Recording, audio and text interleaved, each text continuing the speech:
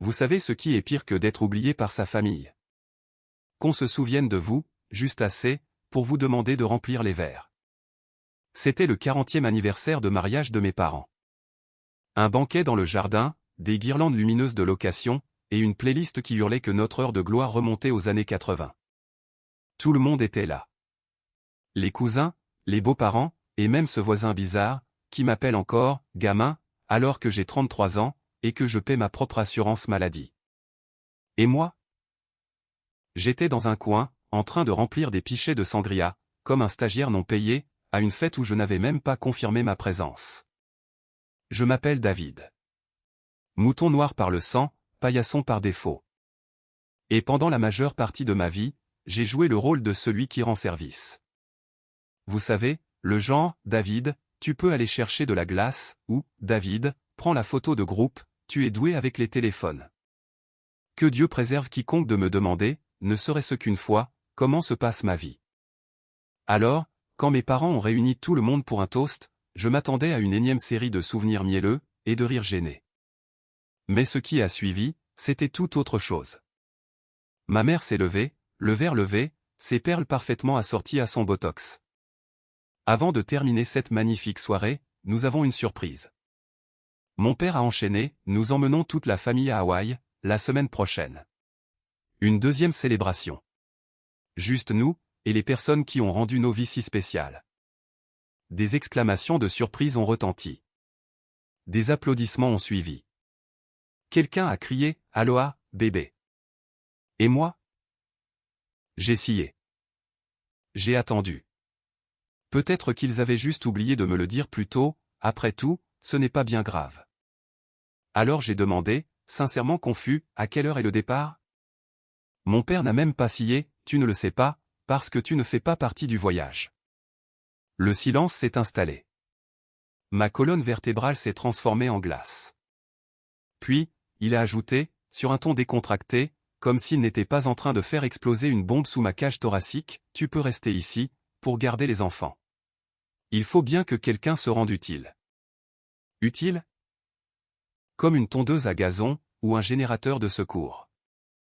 Le rire qui a suivi n'était pas fort, mais il a suffi. Une cousine a ricané dans son verre de vin.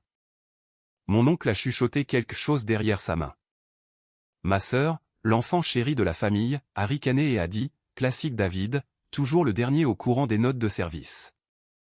Et à ce moment-là, entouré de lumières scintillantes, de flûtes de champagne, et de l'odeur persistante des cocktails de crevettes, quelque chose en moi s'est brisé. Pas bruyamment, pas dans un élan de fureur, ni dans un départ dramatique, juste un craquement silencieux, comme une branche sous un poids trop lourd. Je n'ai pas discuté, je n'ai pas pleuré, je n'ai pas supplié. J'ai simplement posé le plateau de boisson, je me suis retourné, et j'ai franchi la porte d'entrée. Personne ne m'a arrêté. Personne ne m'a demandé où j'allais, parce que je ne faisais pas partie d'eux, vous vous souvenez? Tant mieux. Car j'étais sur le point de devenir une personne qu'ils n'auraient jamais vu venir. Avez-vous déjà conduit la nuit, sans aucune destination? C'était mon cas, 1 heure après la fête. Juste moi, ma vieille Toyota Corolla brinque-ballante, et une playlist que je ne me souvenais pas avoir préparée. Principalement des chansons indépendantes et tristes, qui semblaient avoir été écrites par des gens dont les pères, eux, venaient vraiment assister à leur match de baseball. Je n'ai pas pleuré.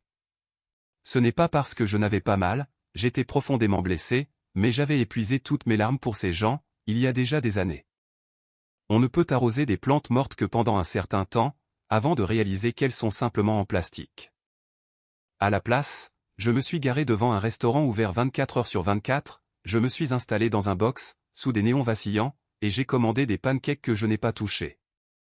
Mon téléphone a vibré une fois, c'était un message de Sophie, ma sœur aînée, la seule dans tout ce cirque génétique à m'avoir jamais traité comme un être humain. Le message disait, « je ne savais pas. Je suis désolé. Appelle-moi. » Je ne l'ai pas fait. Pas encore. J'essayais toujours de digérer le fait que mon père, un homme qui m'avait demandé un jour de déboucher ses toilettes le matin de Noël, venait de déclarer devant une foule de proches que je ne faisais pas partie de la famille. J'ai quitté le restaurant quand la serveuse a commencé à balayer près de ma table, comme si elle essayait de m'exorciser des lieux. Je suis rentré chez moi, j'ai préparé un sac de voyage, et j'ai fixé ma chambre pendant un long moment. Ce n'était pas grand-chose, un matelas posé sur le sol, un bureau qui servait aussi de table à manger, et un placard rempli de vêtements que personne n'avait jamais complimentés. Mais c'était mon espace, ma petite forteresse tragique. Désormais, c'était une tombe. J'y ai fourré le strict nécessaire, des vêtements, des affaires de toilette, mon carnet de croquis, et un appareil photo auquel je n'avais pas touché depuis des années. Puis je suis sorti, en laissant un mot sur le réfrigérateur qui disait « Ne vous inquiétez pas, je serai utile ailleurs ». J'ai pris la route au lever du soleil. Pas d'adieu. Pas d'adresse de réexpédition. Pas même un avertissement pour Sophie. Je me disais que si elle s'en souciait vraiment, elle me recontacterait. Mais pour l'instant, j'avais besoin de disparaître. J'avais économisé juste assez, grâce à mon travail de barista et à des missions en freelance que j'avais accumulées discrètement au fil des ans, pour tenir la tête hors de l'eau pendant quelques semaines. Ce n'était pas grand-chose, mais c'était juste assez pour échapper à la chambre d'écho des drames familiaux, et aux trahisons au champagne dans l'arrière-cour. La ville côtière que j'ai choisie n'avait rien de prestigieux. On ne pouvait même pas faire de recherche Google à son sujet sans y associer « taux de criminalité » ou « est-il sûr de s'y promener la nuit ?» mais c'était loin. Il y avait l'air de l'océan.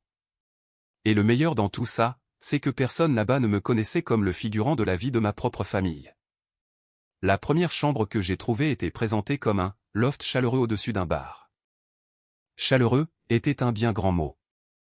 C'était en gros un placard de rangement réaménagé, avec vue sur 2 bennes à ordures, et un type ivre qui jouait de l'harmonica à 3 heures du matin. Mais c'était chez moi. Il y avait un verrou, et la liberté. Lors de ma première nuit là-bas, je me suis allongé sur un matelas grinçant, en écoutant les basses sourdes qui résonnaient d'en bas, et j'ai ressenti quelque chose que je n'avais pas éprouvé depuis des années. Le silence. Pas d'exigence de frères et sœurs. Pas de père qui tape du pied dans le couloir, en exigeant de savoir qui a laissé des miettes sur le comptoir. Pas de mère qui toque à ma porte, avec l'agressivité passive d'une méchante de série télévisée. Juste moi. Je n'ai pas bien dormi. Mais j'ai dormi honnêtement, et cela suffisait. Le lendemain matin, je suis descendu dans la rue à la recherche d'un travail. J'ai trouvé un tout petit café appelé Drip & Grain. Il y avait des menus écrits à la craie sur des ardoises, des options d'expresso très prétentieuses, et un gérant qui avait l'air de ne pas avoir souri depuis le bug de l'an 2000. J'ai demandé s'ils embauchaient.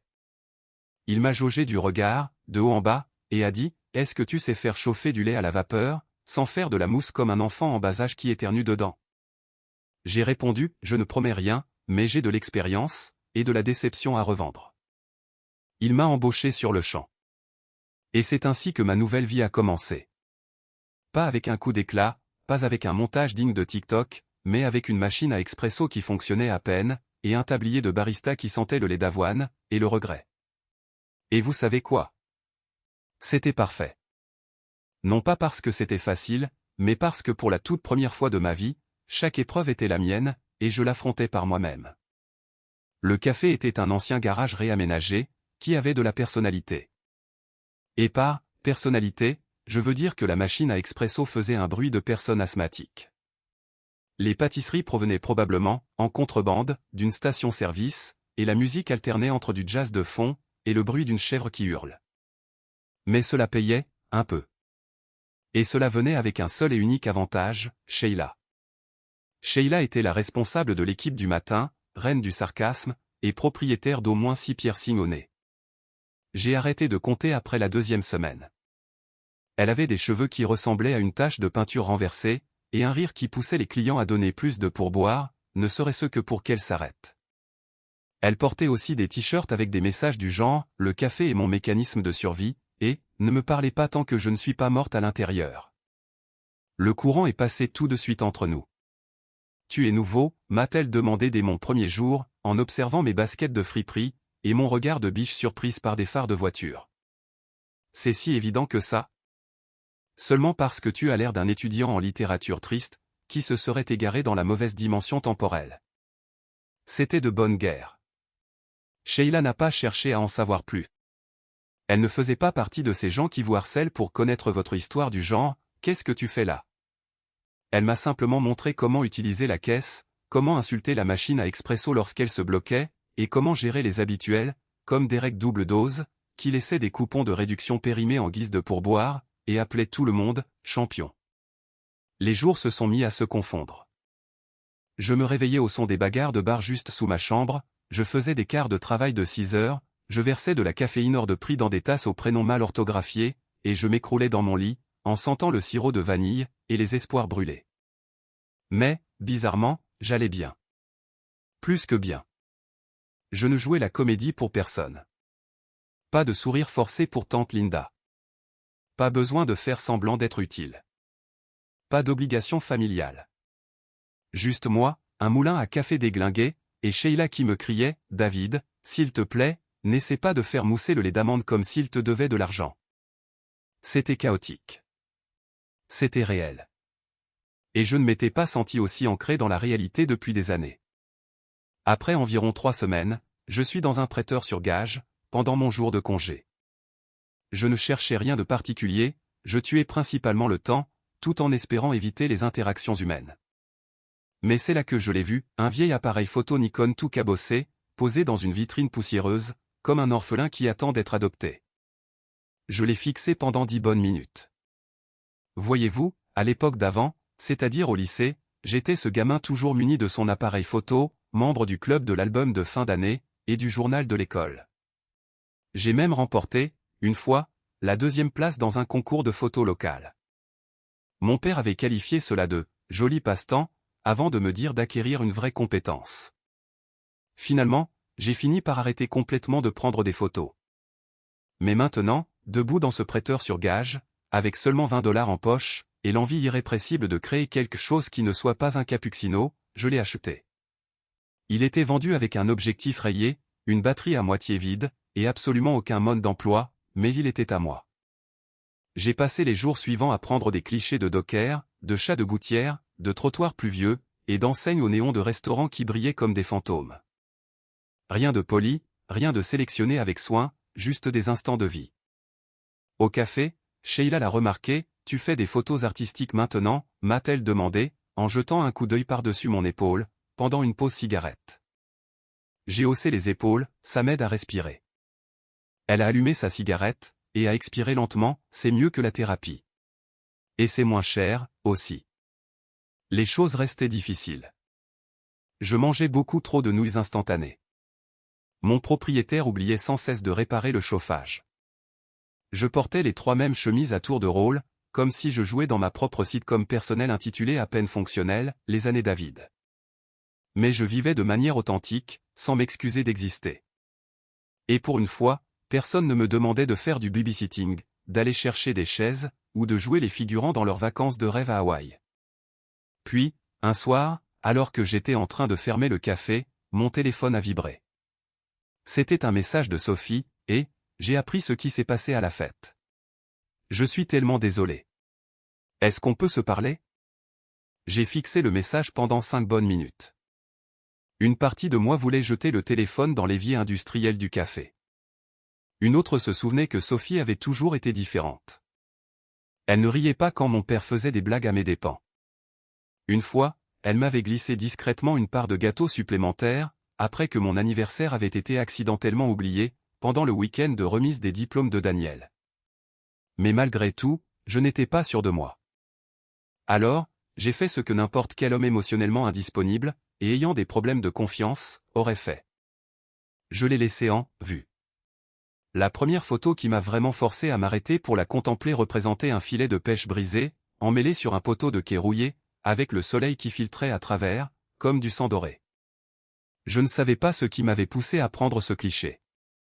Mais quand je l'ai regardé plus tard, en le fixant vraiment, quelque chose a bougé en moi, comme un message que je m'étais envoyé à moi-même, sans m'en rendre compte. Cette photo a été le point de départ. J'ai commencé à emporter le Nikon partout, même au travail. Les clients pensaient que je prenais des photos pour un blog local. Un homme m'a proposé 50 $ pour un tirage de son chien. J'ai ri si fort que je me suis étouffé avec mon croissant, mais j'ai quand même imprimé la photo du chien. Ma première vente. Je l'ai encadrée sur mon mur, comme un diplôme. Pendant ce temps, ma pellicule s'enrichissait. De vieux pêcheurs, avec des histoires gravées sur le visage. Des tout petits qui nourrissaient les pigeons, avec des miettes plein les poings. La façon dont le brouillard enveloppait la promenade, à 6 heures du matin. Je ne faisais pas que documenter la ville. Je mettais à nu sa peau, et la mienne. Sheila a commencé à m'accompagner lors de mes promenades photographiques. Celle-ci me donne l'air d'une artiste au chômage, disait-elle, en prenant des poses ridicules sur des escaliers fissurés. Tu es au chômage. Exactement. C'est l'authenticité de la marque. Les soirées sont devenues des rituels silencieux. Transférer, retoucher, recommencer. J'apprenais à utiliser Lightroom en autodidacte, comme si ma vie en dépendait. Et peut-être que c'était le cas. Quand on passe des années à être invisible, il y a quelque chose de très addictif à capturer un monde qui, en retour, vous voit vraiment. Puis, un jeudi soir, j'ai ouvert Instagram et j'ai vu une demande de message privé de la part de Sophie. Rien que de voir son nom s'afficher sur l'écran, ma poitrine s'est serrée. J'ai cliqué dessus. Je suis ta page de photographie. Ton travail est magnifique, David. Vraiment. J'aurais aimé te contacter plus tôt. Est-ce qu'on peut se parler, s'il te plaît? Tu me manques. Ce n'était pas culpabilisant, pas du tout le genre de texte que ma mère aurait écrit. Cela semblait sincère, ce qui, bien sûr, le rendait suspect. Pourtant, j'ai répondu « merci ». J'essaie de clarifier les choses. J'avais besoin d'espace. Sa réponse n'a pas tardé, je comprends. Mais quand tu seras prêt, je serai là. J'ai fixé ce message plus longtemps que je ne veux l'admettre. Une partie de moi voulait l'effacer, la bloquer, et disparaître à nouveau. Mais l'autre partie, cette part humaine petite et fragile, se souvenait de la fois où elle m'avait donné tout son argent de poche pour m'acheter une guitare d'occasion, à l'époque où mon père me répétait que les instruments n'étaient que des machines à bruit, pour les enfants pleins d'illusions. Alors j'ai laissé le message là, sans l'ignorer, sans l'accepter, juste en attente. Dès le lendemain, mon téléphone a sonné. Ce n'était pas Sophie. C'était mon père. J'ai laissé l'appel aller sur la messagerie vocale, parce que j'ai lu assez de romans d'horreur pour savoir que quand le diable vous appelle, vous ne décrochez pas. Plus tard, la curiosité l'a emporté, et j'ai écouté le message. David, c'est ton père. Je voulais juste te dire que si tu as fini de bouder, nous aurions bien besoin d'un coup de main la semaine prochaine. Ta tante garde les jumeaux, mais nous aurons besoin d'aide pour les autres enfants, pendant le voyage à Hawaï. Rends-toi utile pour une fois. Tiens-moi au courant. Pas de « et, comment ça va ?» Ni de « tu nous manques ». Juste une invitation directe à de la servitude volontaire. J'ai regardé l'écran avec incrédulité. Mon cerveau a court-circuité entre la fureur et le rire. J'ai eu envie de rappeler pour hurler, mais à la place, j'ai envoyé un SMS de 2 mots. Pas disponible, rien de plus. Aucune explication. Aucun pont reconstruit qu'il pourrait ensuite brûler. Plus tard, alors que je fermais le café ce soir-là, Sheila m'a surpris en train de fixer mon téléphone, comme s'il avait jeté un sort à ma famille. Ça va? Mon père veut que je fasse du babysitting pendant qu'il s'envole pour Hawaï. Elle a ricané, waouh. C'est une sorte de suite spirituelle de Cendrillon, ou juste la bonne vieille ambiance de famille toxique? Quelque part entre un feuilleton télévisé, et une étude de cas psychiatrique. Elle m'a tapoté l'épaule avec une fausse compassion, tu devrais leur réclamer une pension alimentaire, de manière rétroactive, pour le travail émotionnel fourni. J'ai ri de plus bon cœur que je ne l'avais fait depuis des semaines. Cette nuit-là, je me suis promené le long du rivage, et j'ai trouvé la coque d'un bateau échoué. Quelqu'un y avait écrit à la bombe de peinture, tous ceux qui errent ne sont pas perdus. Certains en ont simplement fini de se laisser retrouver. J'ai pris la photo. Ce serait la toute première que je soumettrais à une galerie, parce que, oui, j'en avais fini de me laisser retrouver. Mon père a rappelé 2 jours plus tard. Cette fois, j'ai décroché. Non pas parce que je voulais soudainement me réconcilier, tourner la page, ou entendre sa voix, qui ressemblait toujours à un moteur de voiture qui essaie de ne pas caler. Non, j'ai décroché parce que j'étais fatigué. Fatigué de faire semblant que le silence était synonyme de paix. Fatigué de laisser leur absence se faire passer pour une autorisation. David, a-t-il dit, sur le ton de quelqu'un qui vient de finir de tondre la pelouse. J'ai laissé un message. Tu l'as reçu? Je l'ai eu. Un silence s'est installé. Eh bien? Non. Un autre silence a suivi, plus long cette fois. Non pour ça aussi. Pour tout. Il a soufflé, comme quelqu'un de légèrement contrarié par un barista trop lent. David, ne sois pas difficile. Nous partons mercredi. Tes cousins vont être débordés. Ce n'est pas si grave que ça. Ça l'est pour moi. Tu en fais une affaire personnelle. C'est personnel, j'ai répliqué d'un ton sec. Tu as dit devant une pièce pleine de monde que je ne faisais pas partie de cette famille. Tu as fait de moi la risée de tous lors de ta fête pour l'annonce du voyage à Hawaï. Alors oui, c'est personnel. Il a ricané, c'était une blague. Les gens ont ri. Les gens ont ri de moi. C'est toi qui leur as donné le signal pour le faire. Arrête d'être aussi sensible. Et voilà. Le mantra familial par excellence. On pourrait tout aussi bien le faire imprimer sur un coussin. Tu me traites comme un employé, ai-je dit, la voix tremblante. Mais empire, parce qu'au moins, les employés sont payés. Tu surréagis. Nous avons tellement fait pour toi au fil des ans. Cite-moi une seule chose. Cela l'a réduit au silence. J'ai laissé ce silence s'installer, avant d'ajouter, tu sais quoi? Laisse tomber. Je n'appelle pas pour débattre de ma valeur avec quelqu'un qui pense que le babysitting est une preuve d'amour. Tu penses que tu vaux mieux que nous, maintenant? Non. Je pense que je suis enfin libéré de vous. Et puis, avec plus de dignité qu'il ne m'en avait jamais témoigné, j'ai raccroché, j'ai bloqué son numéro, j'ai éteint mon téléphone, j'ai pris une grande inspiration, et j'ai laissé ce moment s'imprégner en moi.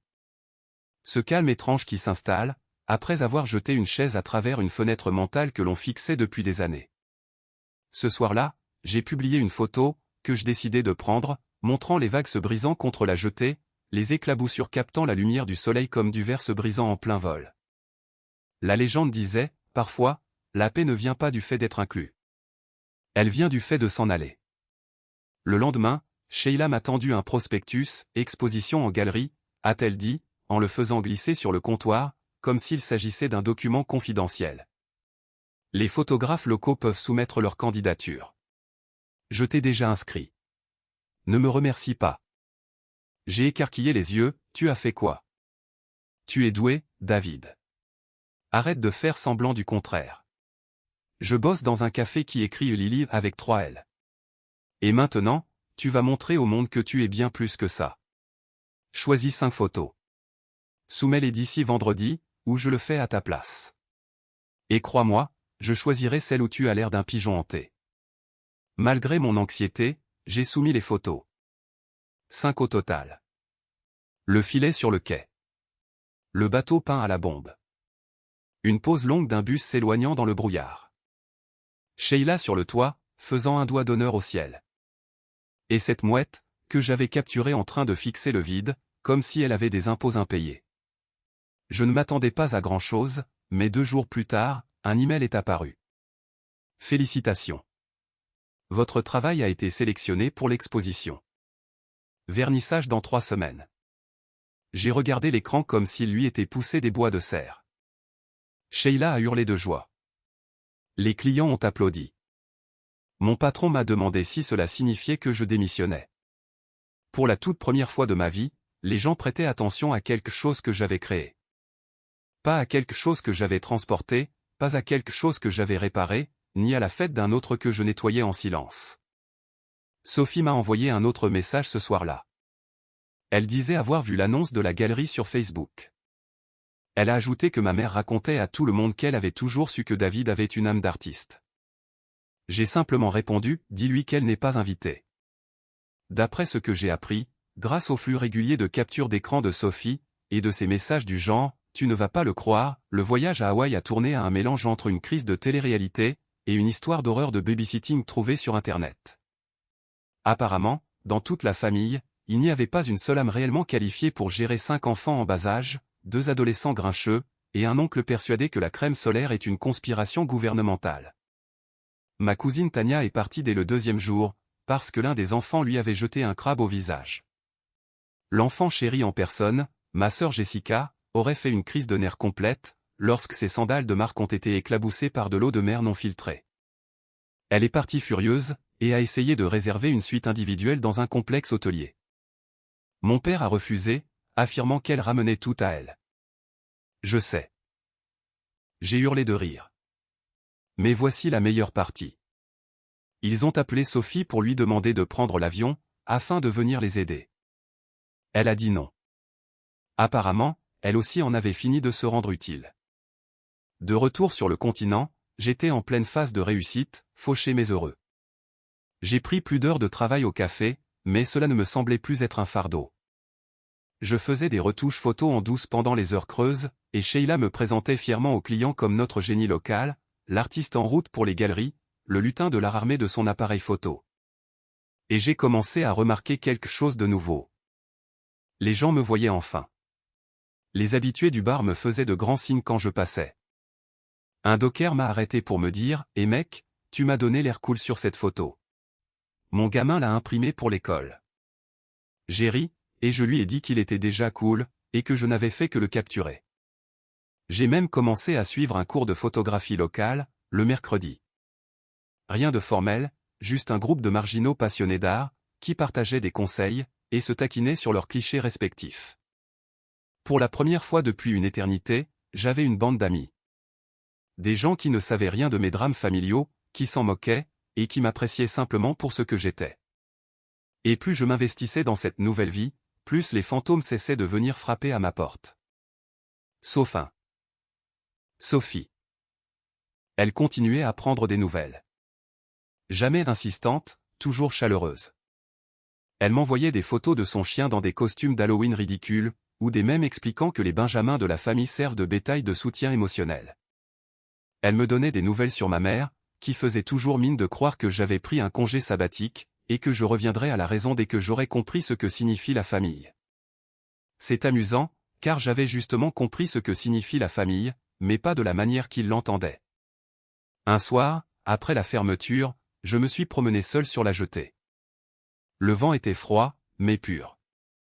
Je me suis assis sur un banc, j'ai sorti mon carnet de croquis, dans lequel je notais des citations, des légendes, et des titres de photos, et j'ai écrit « La famille, ce ne sont pas toujours ceux qui vous élèvent. Parfois, ce sont ceux qui vous aident à vous relever, après qu'on vous a mis à terre. » Je n'avais pas réalisé que Sheila m'avait suivi, jusqu'à ce qu'elle s'affale à côté de moi avec 2 chocolats chauds, et dise « Soit c'est très profond, soit c'est très déprimant. » Je n'ai pas encore décidé. C'est les deux à la fois.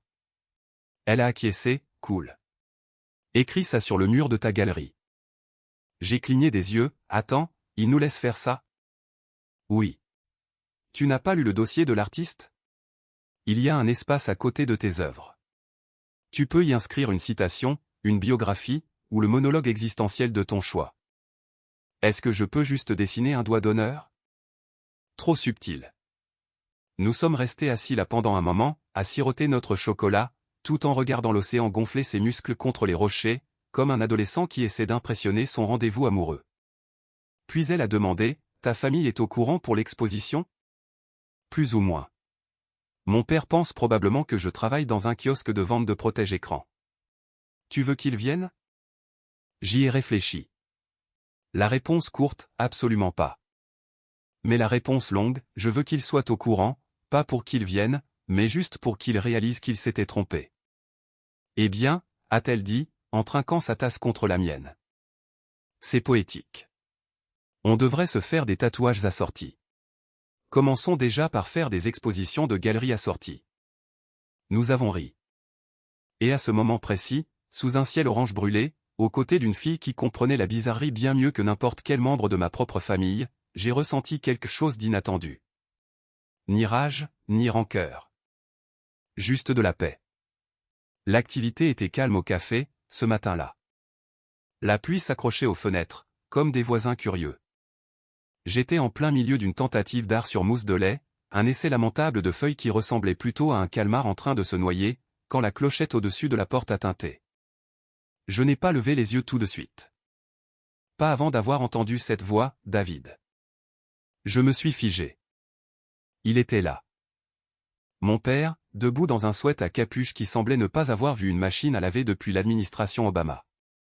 Des cheveux mouillés, un sourire en coin nerveux, il tenait à la main un sac en plastique de supérette, comme s'il s'agissait d'une offrande de paix.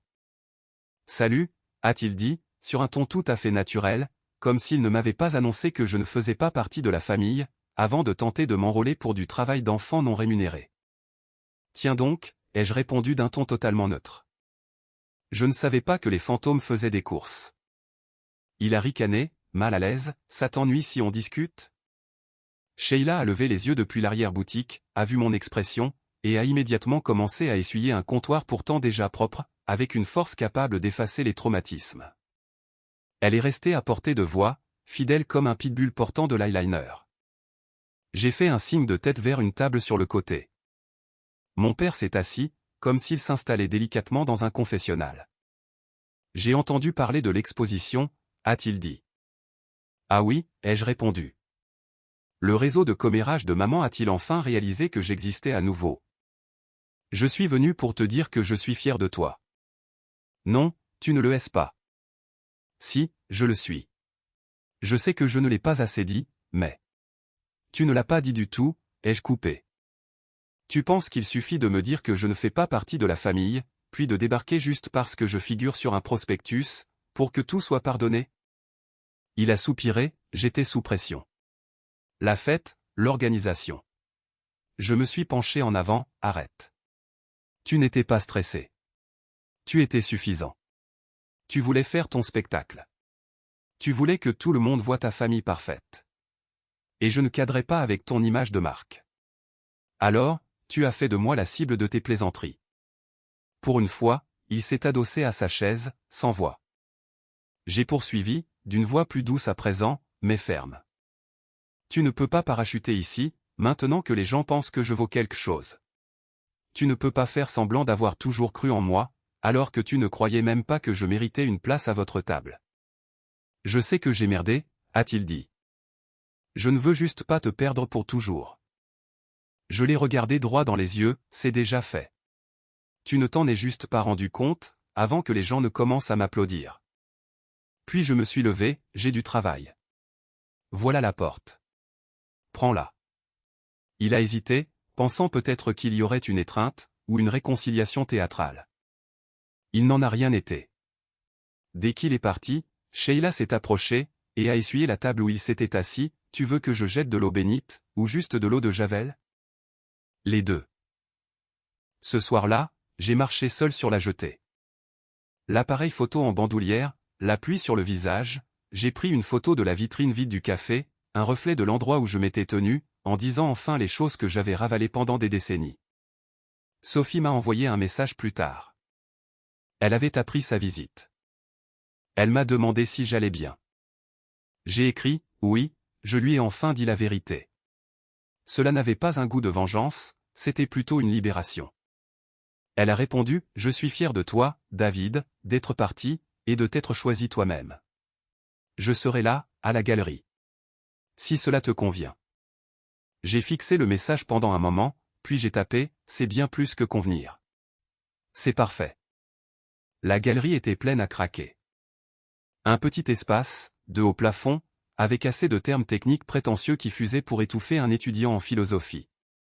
Je me tenais près du fond avec Sheila, essayant de ne pas trop transpirer sous mon blazer de friperie. Tu as l'air sur le point de t'évanouir, a-t-elle chuchoté. J'y songe sérieusement. Essaie d'éviter de le faire près de la table de vin gratuit.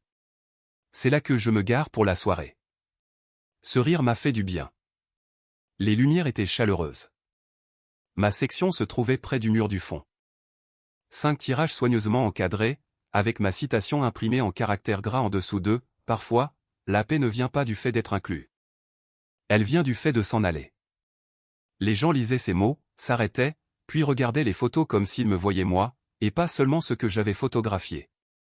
Certains posaient des questions. Une dame a proposé d'acheter la photo du bateau, celle avec les mots « Tous ceux qui errent ne sont pas perdus » peints sur la coque.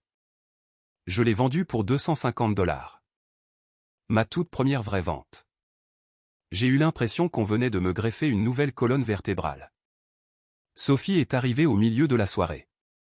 Elle portait une veste verte, dont je me souvenais depuis notre enfance, désormais rapiécée. Un style vintage très cool. Son sourire était doux. Je suis tellement fier de toi, a-t-elle dit. Merci, ai-je réussi à articuler, la gorge serrée. J'ai apporté quelque chose. Elle m'a tendu une petite enveloppe. À l'intérieur, se trouvait un Polaroid de moi, à l'âge de 10 ans, tenant ce tout premier appareil photo que j'avais eu, celui que j'avais acheté avec ses économies de poche. Je l'ai gardé, a-t-elle dit, les yeux brillants, parce que, même quand il t'ignorait, je savais que tu allais accomplir de grandes choses. Je l'ai serré dans mes bras, je l'ai vraiment serré fort, sans aucune douleur, juste avec de la chaleur. Quant à ma mère et mon père, ils ne se sont pas montrés. Tant mieux. Ils n'étaient pas invités, pas à cela, plus maintenant. Plus tard cette nuit-là, une fois que la foule s'est éclaircie, je me suis rendu à la plage. Seul, mon appareil photo à la main, l'air marin chargé de sel et de souvenirs. Les vagues se brisaient plus fort que d'habitude, bruyantes, téméraires, indifférentes à tout.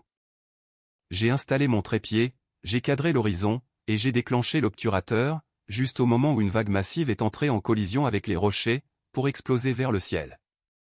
Parfait. J'ai intitulé cette photo Réclamer l'impact, parce que c'était exactement de cela qu'il s'agissait.